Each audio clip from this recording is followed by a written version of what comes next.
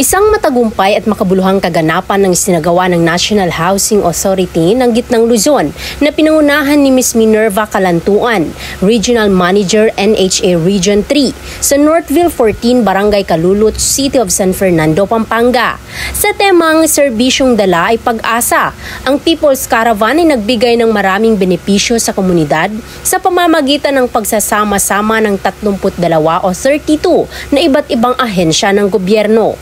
Ang Pampanga PNP at ang Regional Police Community Affairs and Development Unit 3 na pinangunahan ni Police Lieutenant Colonel Alex Muimba Napolonio, Officer in Charge ng Arpicado 3, ay naging aktibong kalahok sa nasabing kaganapan. Sa tala mula sa National Housing Authority ng Gitnang Luzon, umabot sa 1,838 o 1,838 mga residente ang nakinabang mula sa iba't ibang serbisyo at tulong na iniaalok ng mga ahensya. Ang mga serbisyo ay sumaklaw sa iba't ibang aspeto ng buhay ng mga tao, mula sa medical na tulong hanggang sa mga dokumentong legal, pati na rin ang impormasyon at mga programa para sa mga benepisyaryo ng pabahay. Ilan sa mga ahensya na nagbigay ng kanilang serbisyo ay ang Philippine Statistics Authority o ang PSA, Social Security System o SSS, PhilHealth, Pag-ibig Fund, Department of Trade and Industry or DTI at ang Philippine National Police, kasama ang iba pang ahensya na lumahok upang matugunan ang mga pangangailangan ng mga residente. Ang kapulisan ng Gitnang Luzon ay naghatid din ng serbisyo para sa mga nangangailangan ng National Police Clearance na naging mahalagang bahagi ng kaganapan.